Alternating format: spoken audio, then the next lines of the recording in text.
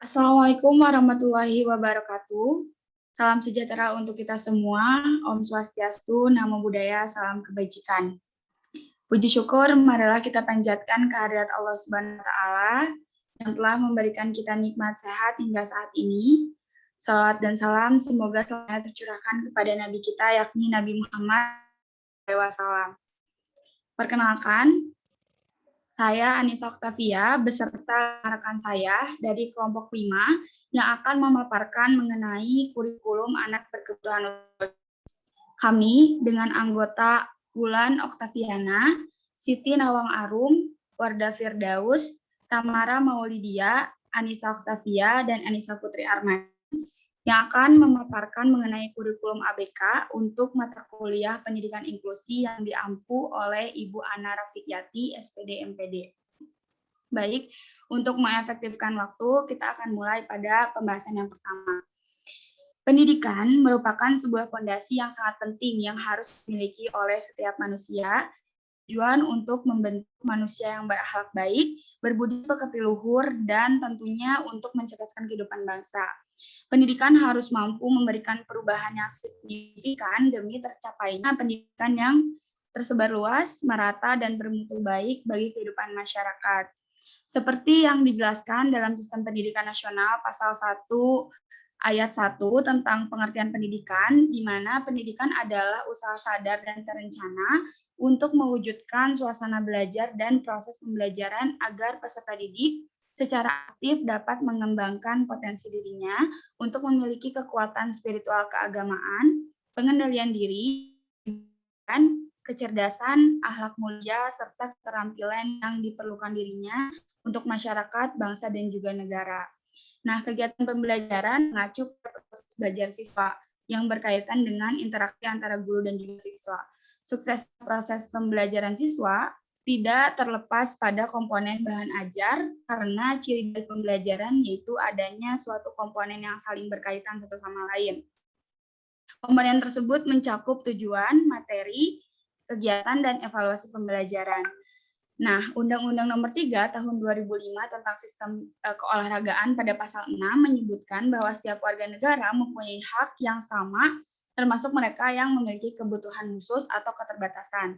Dalam Undang-Undang tahun 1945 pasal 31 ayat 1 dan Undang-Undang Nomor 20 tahun 2003 tentang Sistem Pendidikan Nasional yang menyebutkan bahwa negara memberikan jaminan penuh bagi anak berkebutuhan khusus atau ABK untuk dapat memperoleh pendidikan yang bermutu dan bentuk penyesuaian kurikulum bagi anak-anak berkebutuhan khusus ini dapat dituangkan ke dalam program pendidikan individual atau program pengajaran individual yang disingkat menjadi PPI.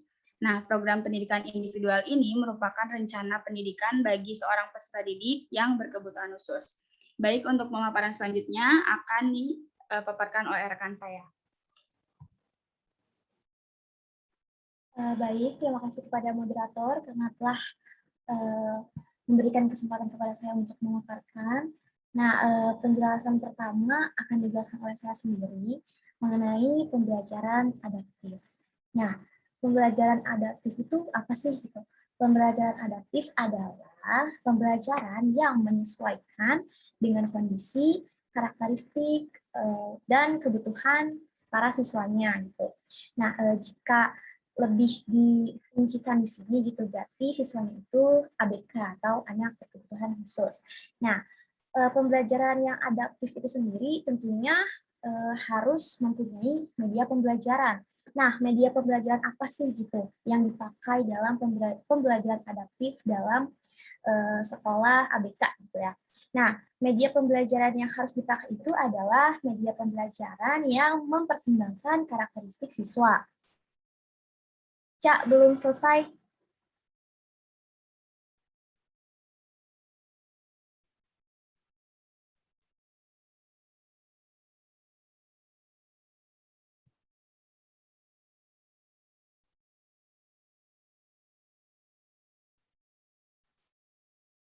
Halo?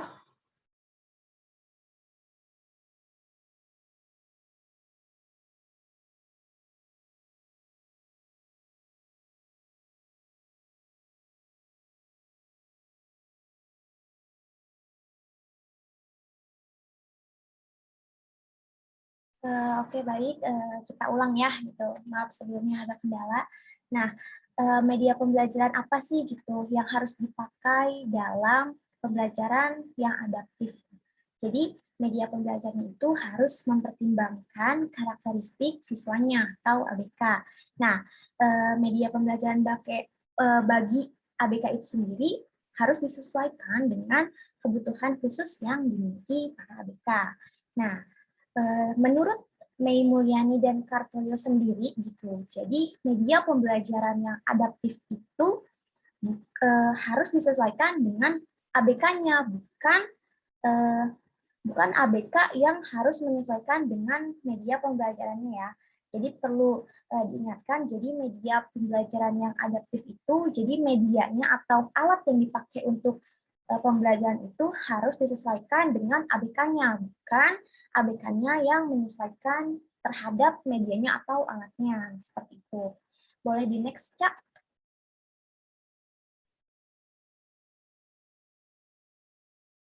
Nah, selanjutnya media pembelajaran yang baik. Nah, menurut Mais sendiri gitu, eh, media pembelajaran yang baik itu adalah media yang memenuhi beberapa syarat.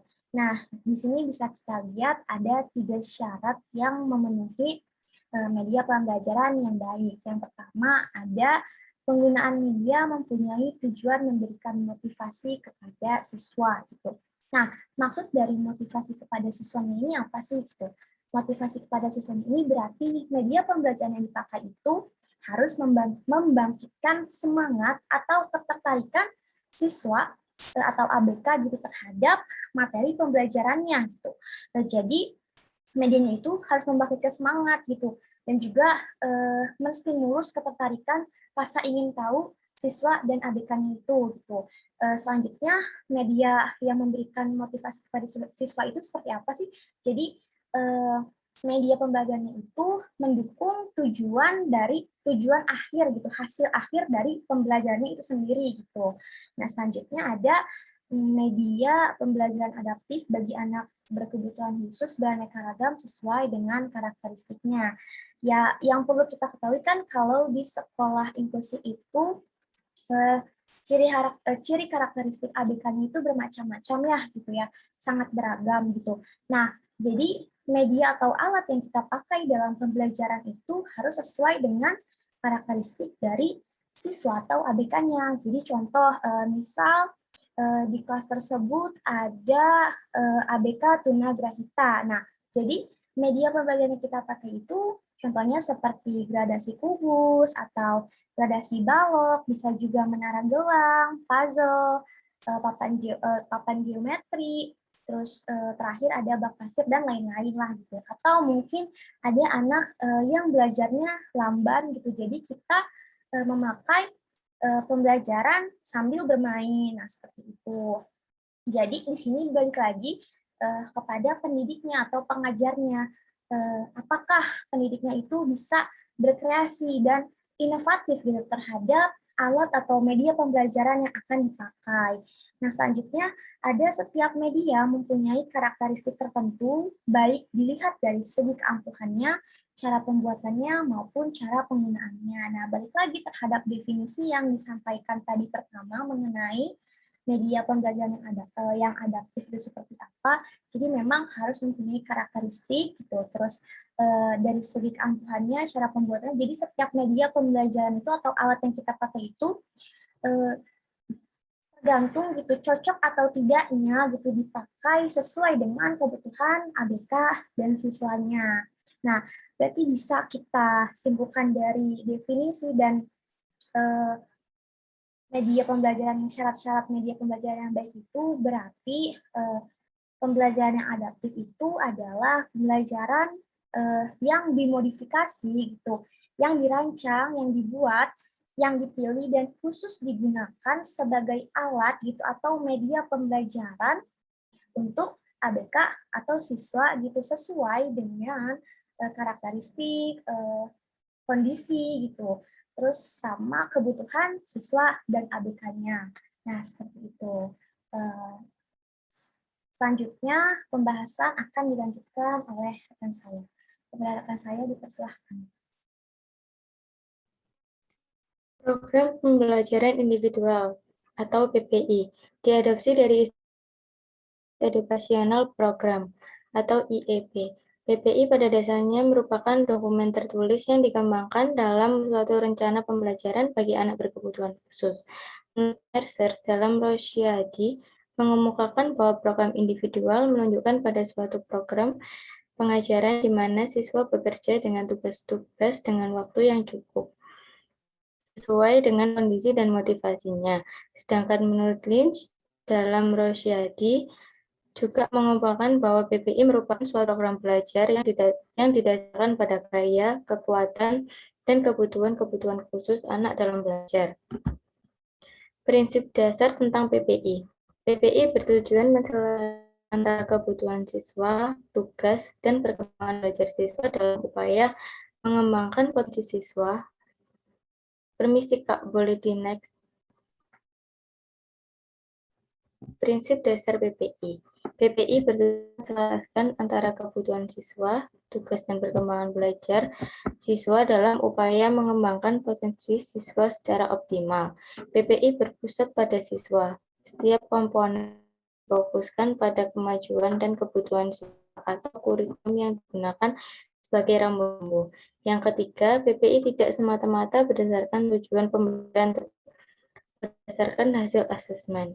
Yang keempat, PPI tidak mengendalikan melainkan siswa yang menantikan PPI. Karena siswa yang akan belajar, maka kebutuhan, perkembangan, dan minat siswa menjadi orientasi dalam mempertimbangkan penyusunan program. Next, Kak. Fungsi PPI. Yang pertama, untuk memberi arah pengajaran dan mengetahui kekuatan, kelemahan, dan minat siswa. Maka program yang diindividualisikan terarah pada tujuan atas dasar kebutuhan sesuai dengan tahap kemampuannya saat ini. Yang kedua, menjamin setiap ABK memiliki suatu program yang diindividualkan untuk mempertemukan kebutuhan khusus mereka dan mengkomunikasikan program tersebut kepada yang berkepentingan. Yang ketiga, meningkatkan keterampilan guru dalam melakukan asesmen tentang karakteristik kebutuhan belajar tiap anak dan melakukan usaha mempertemukan dengan kebutuhan-kebutuhan siswa. Yang keempat, meningkatkan potensi untuk komunikasi antar atau dengan tim, khususnya keterlibatan orang tua, sehingga sering bertemu dan sering mendukung untuk keberhasilan ABK dalam pendidikan. Yang kelima, bagi peningkatan usaha untuk memberikan layanan pendidikan yang lebih efektif. Slide selanjutnya akan dijelaskan dengan teman saya. Komponen program pembelajaran individual. Secara garis besar, program individual memiliki 3 komponen utama, yaitu tingkat kemampuan atau prestasi. Yang kedua, sasaran program tahunan. Dan yang ketiga, sasaran jangka pendek atau short term. Yang pertama, tingkat kemampuan atau prestasi yang biasa disebut performance level, yaitu yang dilakukan melalui pengamatan dan tes-tes tertentu. Melalui informasi berkaitan dengan tingkat kemampuan atau prestasi, maka diharapkan para guru kelas dapat mengetahui secara pasti kebutuhan pembelajaran yang sesuai dengan siswa yang bersangkutan. Yang kedua, sasaran program tahunan, annual goals.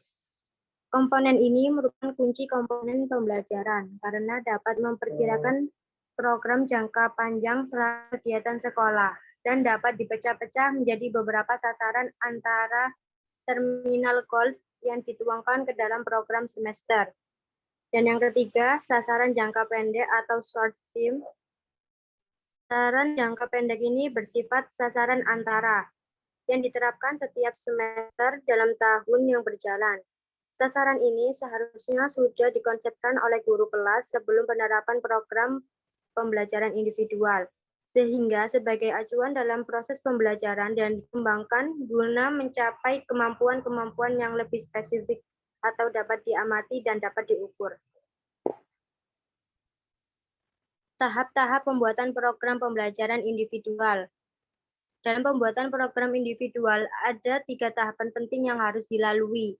Yang pertama, tahapan perencanaan, yaitu asesmen dan kolaborasi perlu dilakukan sebagai bagian dari memulai tahapan penulisan program. Sebagai identifikasi atau screening awal, penentu dan evaluasi dari proses pembelajaran. Yang kedua, tahap pelaksanaan. Setelah program pembelajaran selesai dibuat, maka program dapat diperkenalkan kepada siswa. Pada tahap ini, fungsi kontrol dan pemantauan perlu dijalin agar tetap terpelihara demi adanya komunikasi. Dan yang terakhir, tahap evaluasi. Pada tahap ini, ada 2 kegiatan pokok yang perlu dilakukan, yaitu peninjauan dan pelaporan. Peninjauan dilakukan untuk menentukan kelayakan dan keefektifan sebuah program untuk melihat kemampuan siswa. Next. Penyusun program pembelajaran individual. Ada 4, yaitu yang pertama, mendeskripsikan kondisi siswa berdasarkan hasil asesmen selengkap mungkin, mulai dari riwayat, gangguan siswa, kondisi internal berupa intelektual, kondisi perilaku, sosial, emosi, motorik kasar dan halus, kemampuan bahasa, kemampuan merawat diri, serta kondisi eksternal siswa. Yang kedua, menentukan tujuan. Tujuan intervensi sangat ditentukan dari hasil asesmen yang menyeluruh. Semakin mendetail asesmen yang dilakukan, maka tujuan intervensi akan spesifik. Yang ketiga, menyusun program pendidikan yang sesuai kemampuan dan kebutuhan individu. Dalam program ini diuraikan metode yang digunakan, tujuan khusus, tujuan umum, lamanya program dilakukan, pelaksanaannya siapa, media yang digunakan, dan strategi atau tahap-tahap kegiatan. Yang terakhir, mengimplementasikan program pembelajaran individual, mereview, dan memperbarui program sesuai hasil evaluasi. Next. Langkah-langkah kegiatan pembelajaran individual. Ada 3 tahap, yaitu penyajian, praktek dengan pengawasan, dan yang ketiga praktek secara mandiri. Penyajian. Di sini ada 2 tahap, pendahuluan dan demonstrasi modeling. Pendahuluan itu seperti guru menciptakan kesiapan belajar siswa dengan menimbulkan motivasi atau perhatian siswa. Dan sedangkan demonstrasi dan modeling yaitu guru dengan hati-hati menjelaskan setiap langkah yang harus dilakukan dan mendemonstrasikan keterampilan atau subketerampilan yang dibahas dengan siswa tersebut. Tahap kedua, praktek dengan pengawasan. Di sini siswa mempraktekkan tugas yang dipilih. Siswa mempraktekkan tugas yang dipilih dengan bimbingan dari guru. Guru memberikan penguatan atau umpan balik yang bersifat korektif. Yang kedua, siswa mempraktekkan tugas yang dipilih seperti siswa mempraktekkan tugas yang dipilih keterampilan atau subketerampilan dengan kontrol melalui suatu kriteria yang diterapkan. Tahap ketiga yaitu praktek secara mandiri. Siswa mempraktekkan keseluruhan tugas, yaitu siswa mempraktekkan keseluruhan suatu kriteria yang ditetapkan. Guru memberikan penguatan dan umpan balik yang bersifat korektif. Sedangkan yang kedua, siswa mempraktekkan berbagai tugas sejenis dengan yang dipilih. Dengan suatu kriteria yang ditentukan. Guru memberikan penguatan, umpan balik yang bersifat korektif. Selanjutnya akan dilanjutkan oleh teman saya. Baik, di sini saya akan menjelaskan tentang pelaksanaan pembelajaran ABK di sekolah. Ini akomodasi pembelajaran diartikan sebagai perubahan berupa penyesuaian dan modifikasi yang diberikan untuk kebutuhan pembelajaran sesuai dengan kondisi dan kebutuhannya. Akomodasi kurikulum yang dapat dilakukan bagi PDBK atau peserta didik berkebutuhan khusus yang mengikuti pendidikan di sekolah inklusif adalah melalui model modifikasi dan model adaptasi. Nah, di sini saya akan menjelaskan mengenai model modifikasi. Model modifikasi, yaitu modifikasi berarti merubah atau menyesuaikan satu atau beberapa komponen kurikulum dengan menggunakan standar isi KI, KD, standar kurikulum nasional, dan dirubah untuk disesuaikan dengan kondisi, kebutuhan, kemampuan siswa berkebutuhan pendidikan khusus. Modifikasi dapat diberlakukan pada 4 komponen. Yaitu 4 komponen tersebut, yaitu tujuan, materi, proses, dan evaluasi.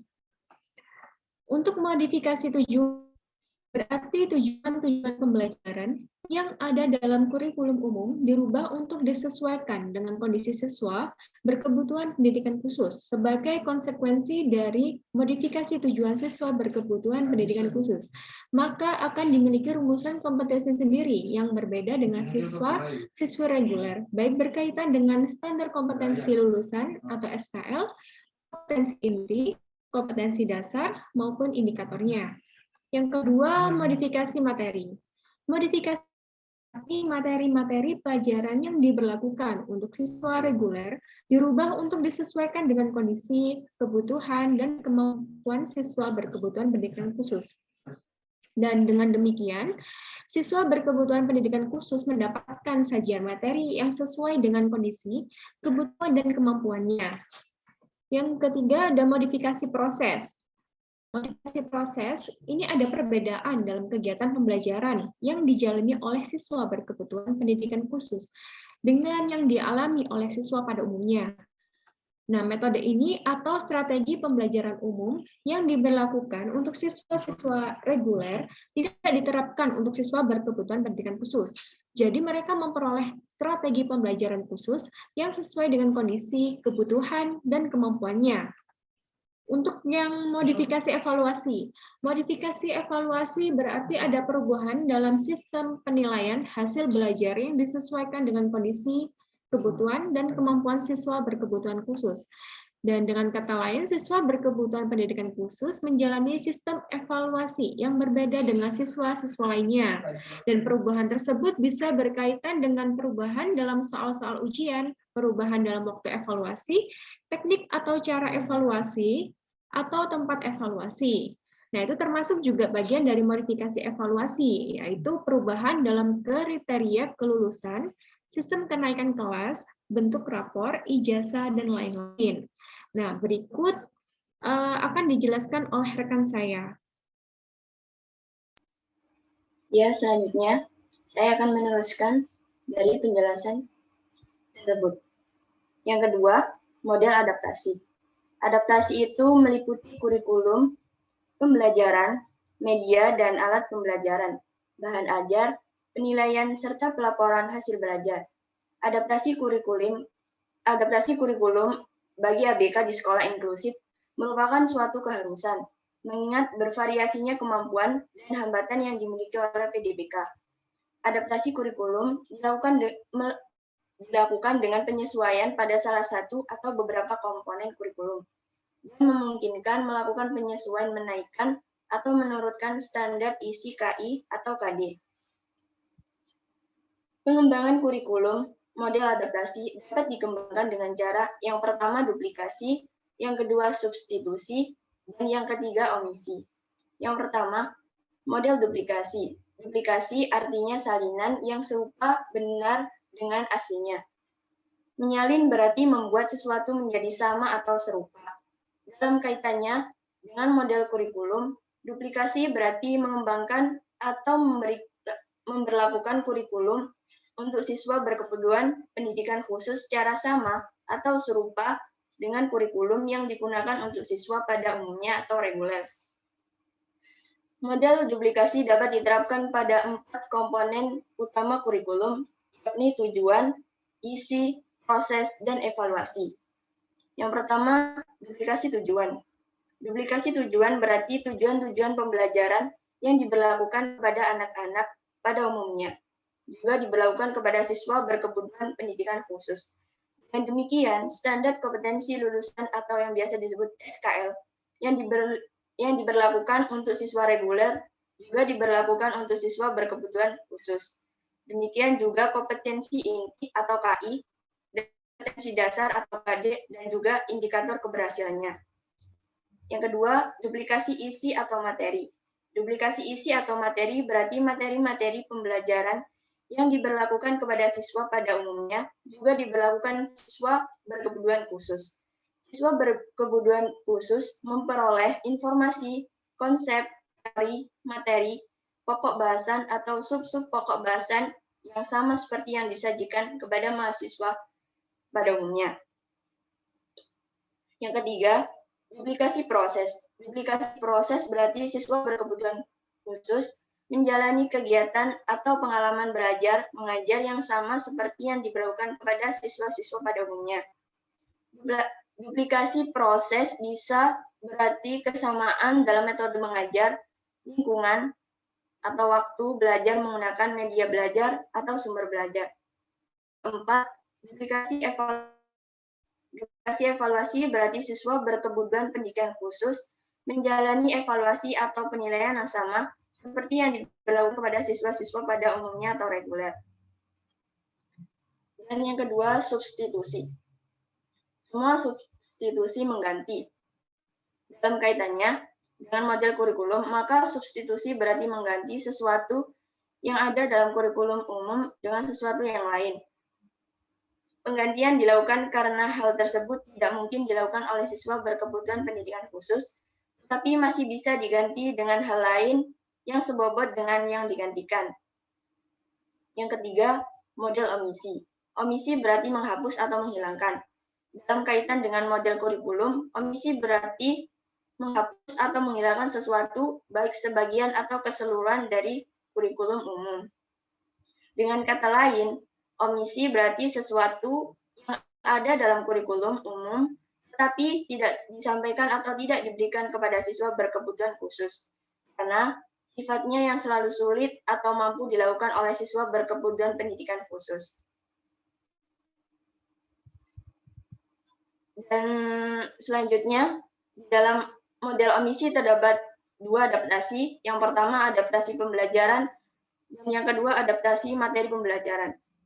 Adaptasi pembelajaran. Dalam pembelajaran adalah kondisi pembelajaran, metode pembelajaran, hasil pembelajaran. Kondisi pembelajaran berkaitan dengan tujuan pembelajaran, karakteristik mata pelajaran, kendala, dan karakteristik peserta didik. Adapun yang dapat dilakukan adalah sebagai berikut. A. Mengambil standar kompetensi dan kompetensi dasar yang sama dengan kurikulum baku atau reguler maupun SLB, namun menurunkan indikator mengambil sebagian indikator. B. Mengambil standar kompetensi yang sama dengan kurikulum reguler dan merumuskan sendiri standar kompetensinya. Yang kedua, adaptasi materi pelajaran. Tidak semua mata pelajaran atau materi pelajaran membutuhkan adaptasi. Hanya mata pelajaran atau materi pelajaran yang menimbulkan kesulitan sebagai akibat langsung dari kelainannya yang membutuhkan adaptasi.